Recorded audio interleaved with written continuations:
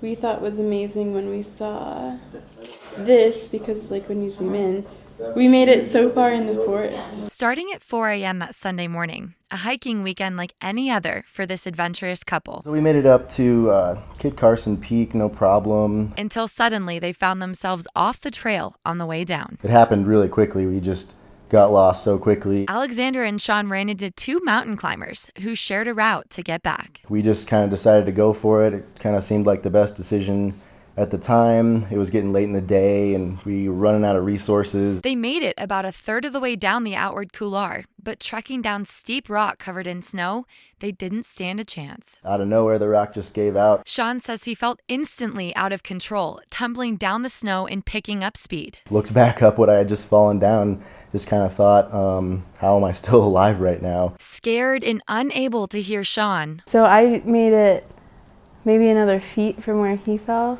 It was all ice, and then I just started slipping. Alexandra made it 3/4 of the way down, trying to make friction with her arms. I had these like images of like being in the kitchen and like being at home, and just like all these like really simple images like flashed before me, and I thought that was it. Like I thought I was dying. It was terrifying. I thought that she was gonna die. I mean, seeing her go down so quickly like that, and then I saw her hit rocks and bounce up in the air and hit her head and do some somersaults. And the next thing I saw was him on his phone, and he was like reaching out and like touching my face because I had all this blood like pouring down my face. The couple couldn't believe that they had made it. The sheer luck of both of us surviving that fall in a row. They called for help but didn't know if help would come, so they kept going to find shelter.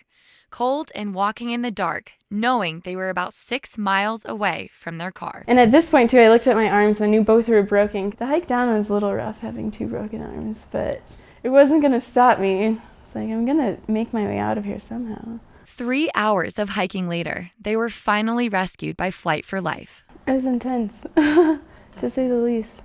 Yeah, when that helicopter like landed too, I couldn't help but cry because I was so relieved. The adventure was finally over. We definitely had a moment where, I don't know, we were so happy to have one another like in that situation. Yeah, we're feeling a lot better. By sharing their story, they want to heed warning to other hikers. You have to study the routes online and study, like listen to what other people are saying online, do plenty of research before you go out hiking. You know, it's really important to read what other people are saying. Along with bringing a GPS, paying attention to the ascending route by leaving markers, and preparing to spend the night. That's something that a lot of people don't really think about. After only a week after the accident, Alexandra and Sean, both recovering with the support of friends and family, keep their spirits high. Probably like the greatest hike I've ever done. Kay Bennett, CTV News.